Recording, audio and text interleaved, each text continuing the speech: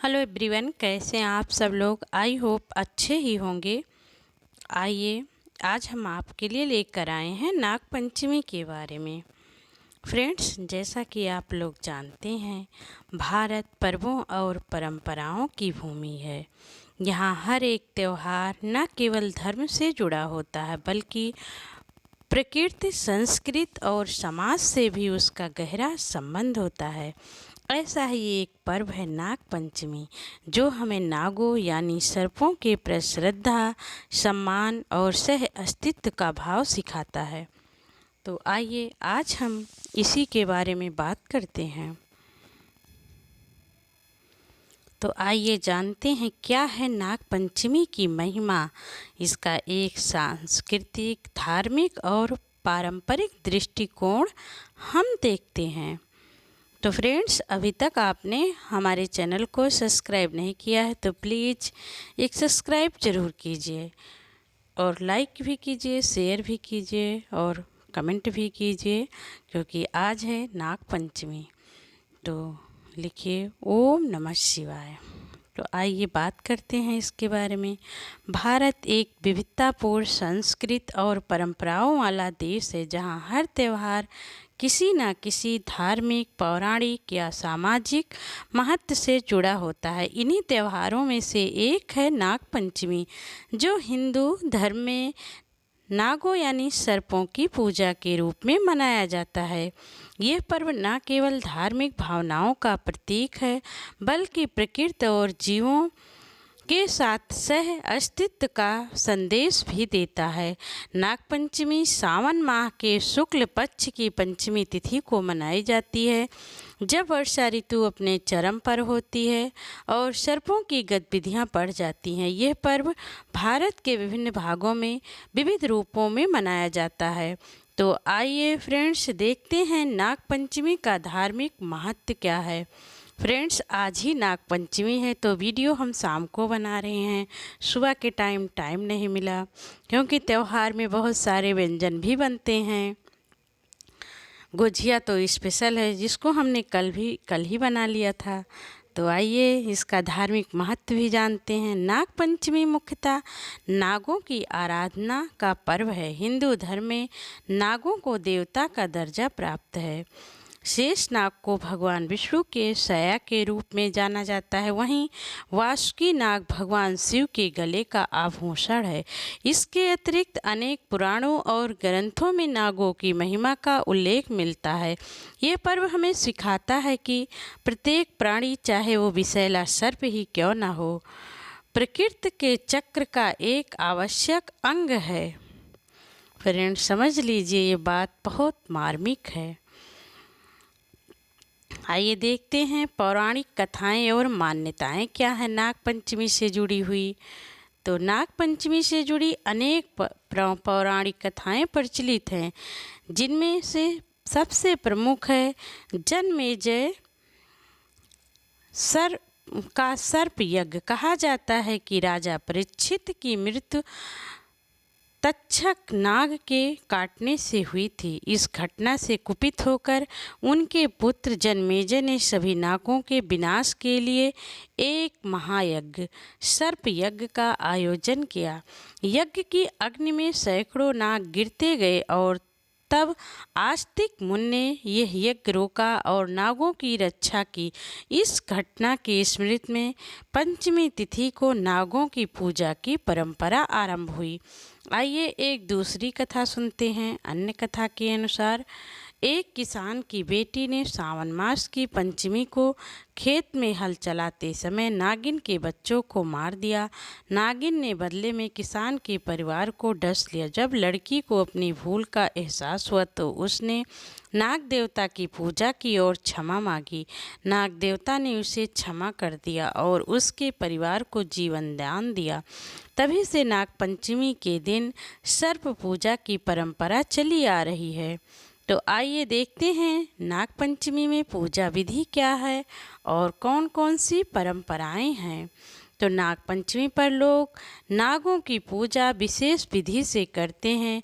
मिट्टी या गोबर से नाग की आकृति बनाकर उसकी पूजा की जाती है। कई स्थानों पर नाग देवता के चित्रों को दीवार पर बनाकर दूध, फल, धूप, चावल आदि चढ़ाए जाते हैं। महिलाएं दिन भर व्रत रखती हैं और संतान सुख, परिवार की सुरक्षा एवं नागों से भयमुक्त जीवन की कामना करती हैं। हमारे यहाँ तो एक स्थान है बाग में, सब लोग वहाँ पर जाते हैं। दूध और धान का लावा नाग देवता को नाग पंचमी के दिन चढ़ाते हैं और चना की खाना भी शुभ होता है, चना भी चढ़ाया जाता है। तो बताइए आपके यहाँ नाग पंचमी का त्यौहार कैसे मनाया जाता है? प्लीज़ कमेंट करके ज़रूर बताइए। चाहे जब भी हमारा वीडियो सुन रहे हैं तो कई क्षेत्रों में सांपों को दूध पिलाने की भी परंपरा है। हालांकि आज के वैज्ञानिक युग में यह परंपरा विवादित मानी जाती है, क्योंकि सांप वास्तव में दूध नहीं पीते और इससे उन्हें नुकसान भी हो सकता है।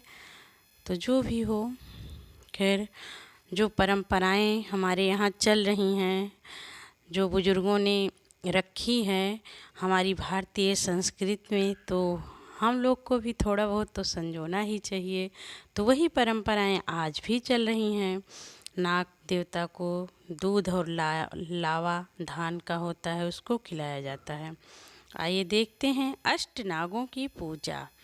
नाग पंचमी के दिन हिंदू धर्म में वर्णित अष्ट नागों की पूजा करने की परंपरा है। ये 8 नाग हैं। तो आइए इनके नाम जानते हैं कौन कौन से हैं। तो अनंत, वासुकी,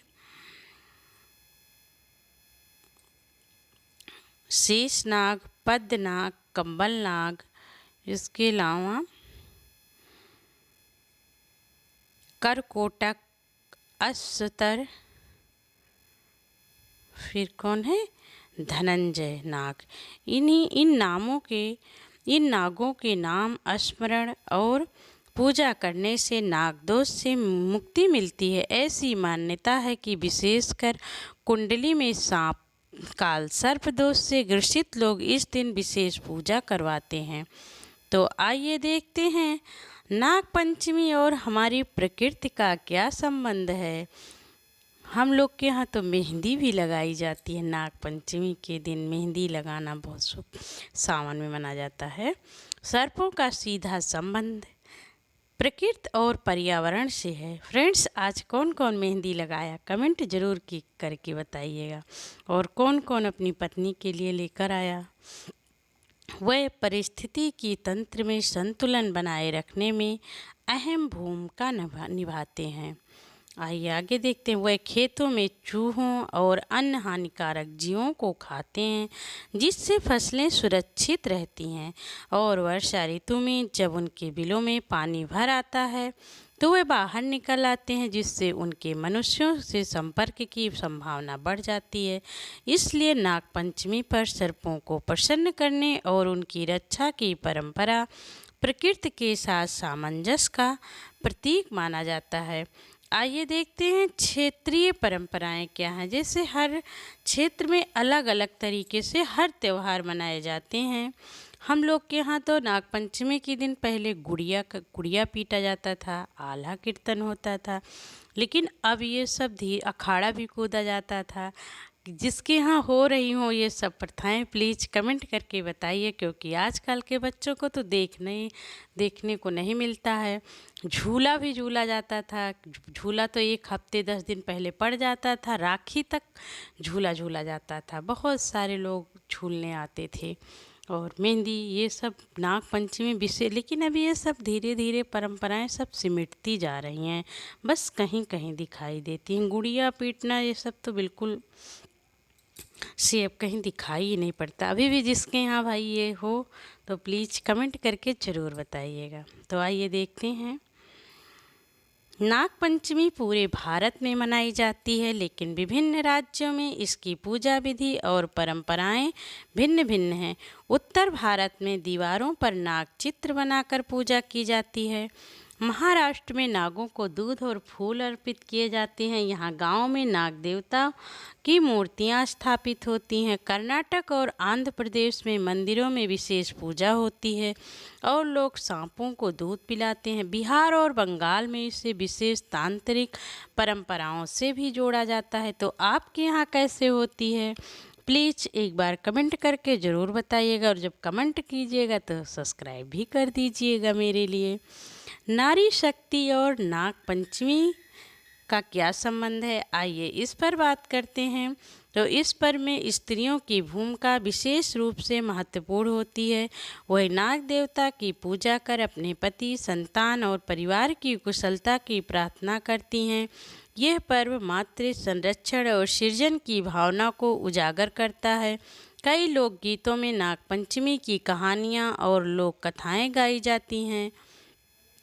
आइए इसका विज्ञान से क्या संबंध है, उसके बारे में भी हम जान लेते हैं, और आधुनिक दृष्टिकोण क्या कहती है। हालांकि क्योंकि आजकल तो सब कुछ बदल गया है, क्योंकि एआई का ज़माना आ गया है। तो आइए बात करते हैं अब। हालांकि नाग पंचमी एक धार्मिक पर्व है, लेकिन आज के समय में इसे वैज्ञानिक दृष्टिकोण से समझने की आवश्यकता है। सांपों को दूध पिलाना, उन्हें पकड़कर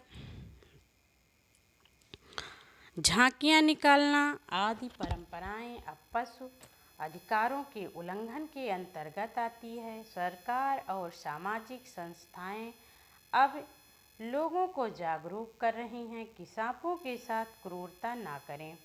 इसके साथ साथ आइए कुछ और भी महत्वपूर्ण सबसे ज़रूरी बात जान लेते हैं। तो नाग पंचमी एक ऐसा पर्व है जो धर्म, आस्था, प्रकृति और परंपरा का अद्भुत संगम है। यह न केवल नागों की पूजा का दिन है, बल्कि ये भी सिखाता है कि हर जीव का जीवन में विशेष महत्व है। हमें इस पर्व को श्रद्धा और सम्मान के साथ मनाना चाहिए। साथ ही आधुनिक वैज्ञानिक सोच के साथ पशु कल्याण और पर्यावरण संतुलन को भी ध्यान में रखना चाहिए। तो फ्रेंड्स, हमारी वीडियो आपको कैसी लगी, प्लीज़ हमारे चैनल को लाइक कीजिए, सब्सक्राइब कीजिए और कमेंट भी ज़रूर कीजिए।